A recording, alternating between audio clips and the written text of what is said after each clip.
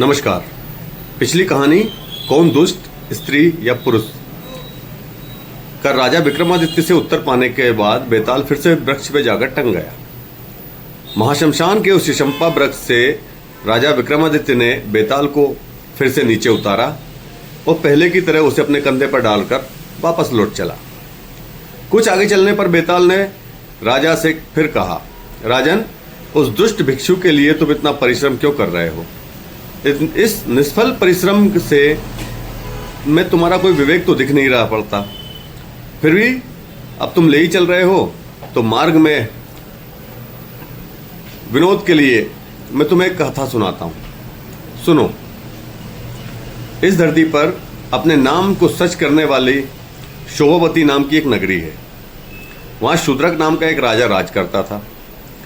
उसके राज्य में प्रजा हर प्रकार से सुखी थी।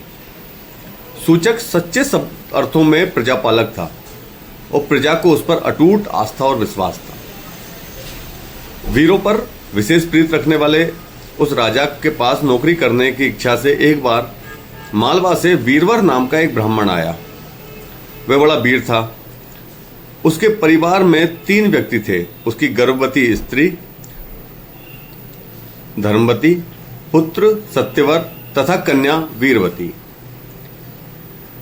इसी तरह वे तीनों ही सेवा के लिए सहायक थे, जो कमर में हमेशा कृपाण और एक हाथ में तलवार और एक हाथ में ढाल लिए सदैव उसकी सेवा में तत्पर रहते थे।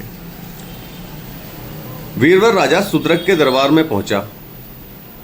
अपने आने का उद्देश्य कहा तो राजा ने उसके व्यक्तित्व से, बोलचाल के ढंग से प्रभावित होकर उसे अपने यहां दास रखना स्वीकार कर लिया। किंतु वीरवर ने जब 500 स्वर्ण मुद्राएं प्रतिदिन के हिसाब से पारिश्रमिक मांगा तो राजा कुछ हिचकिचाहट में पड़ गया। उसने वीरवर को नौकरी तो दे दी, किंतु गुप्त रूप से उसकी जांच कराने का निर्णय लिया कि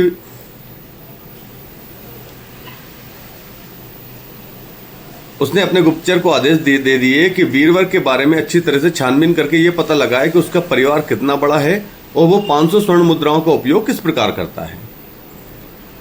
वीरवर नित्य प्रति राजा से मिलकर हाथों में हथियार लिए मध्याह्न तक उसके सिंह द्वार पर खड़ा रहता। फिर राजा से प्राप्त वेतन में से प्रतिदिन 100 स्वर्ण मुद्राएं अपनी पत्नी को घर खर्च के लिए देता था। बाकी 400 स्वर्ण मुद्राओं में से 100 स्वर्ण मुद्राओं से वस्त्र, आभूषण और तांबूल आदि खरीदता था।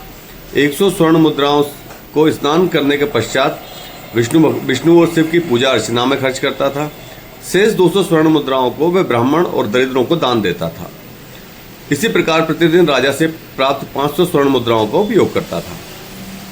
अंतर दैनिक कार्यों से निपटकर वह भोजन करता और फिर रात में राजा के सिंह द्वार पर जाकर हाथ में तलवार लिए पहरा देता था। राजा शूद्रक ने जब अपने गुप्तचरों से उसके प्रतिदिन का नियम सुना तो वो मन ही मन बहुत संतुष्ट हुआ। राजा ने उसे पुरुषों में श्रेष्ठ और विशेष रूप से आदर योग्य समझा और उसका पीछा करने वाले गुप्तचरों को रोक दिया। इसी तरह दिन बीतते रहे। वीरवर ने कठोर धूपावली गर्मी में के दिन सहज में बिताए। घनघोर वर्षा के कष्टदायी दिन भी उसी तरह अपने कर्तव्य को पर अटल रहते हुए सिंह द्वार पर बिताता रहा।